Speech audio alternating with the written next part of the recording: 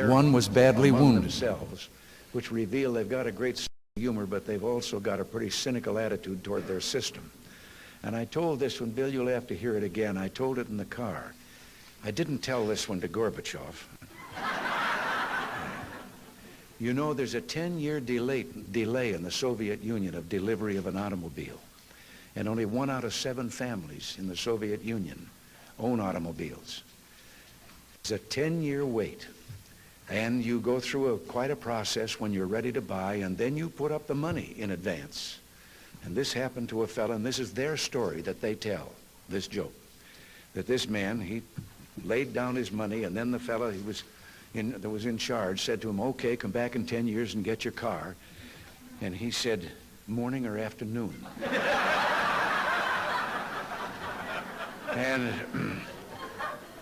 And the fellow behind the counter said, well, 10 years from now, what difference does it make? And he said, well, the plumber's coming in the morning.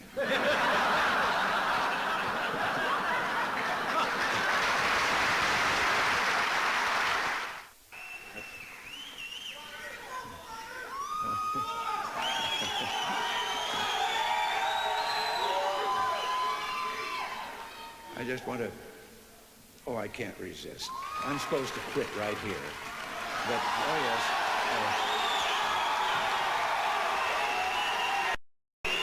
But in view of the fast things that I just said, I don't know whether you know it or not, but I have a new hobby. I am collecting stories that I can actually prove are told among the Russian people. They make them up themselves, they tell them between themselves, reveals they got a great sense of humor, and they've also got a little cynical attitude about things in their country. And one of these stories, the one I'm going to tell you, I told to General Secretary Gorbachev, and he laughed. The story was an American and a Russian arguing about their two countries, and the American said, look, in my country I can walk into the Oval Office, I can pound the president's desk, say, Mr. President, I don't like the way you're running our country. And the Russian said, I can do that. The American said, you can? He says, yes. I can go into the Kremlin to the General Secretary's office, pound his desk and say, Mr. General Secretary, I don't like the way President Reagan's running his country. You know, less than 1 family out of 7 in the Soviet Union owns an automobile. Most of the automobiles are driven by the bureaucrats. The government furnishes them and drivers and so forth.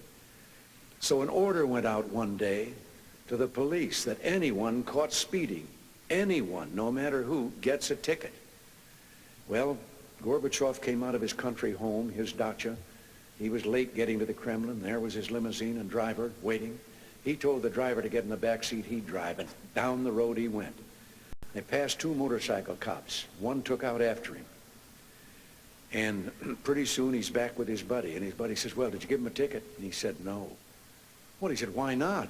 Oh, he said, that's too important.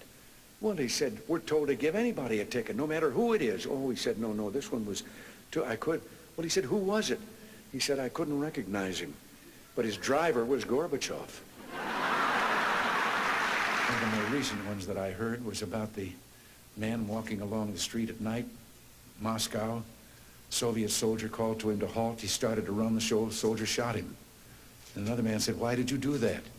Well, he said, curfew.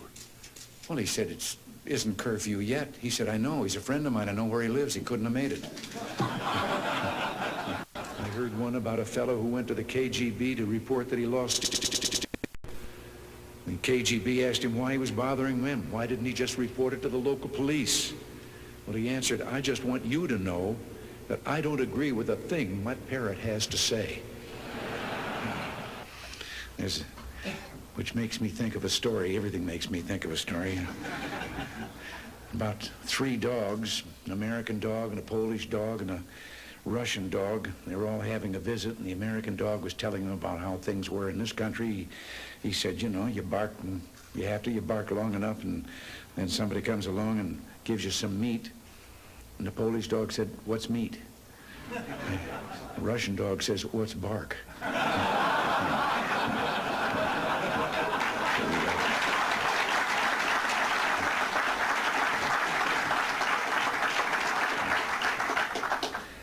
I have to interrupt right here and tell you that in one of my visits, I won't name him, I don't want to embarrass him, but one of the heads of state that I met with on this visit, he gave me one while I was on the way. Told me the story about the two fellows in the Soviet Union that were walking down the street, and the one of them says, "Have we really achieved full communism? Is this it? Is this now full communism?" And the other one said, "Oh, hell no, things are going to get a lot worse."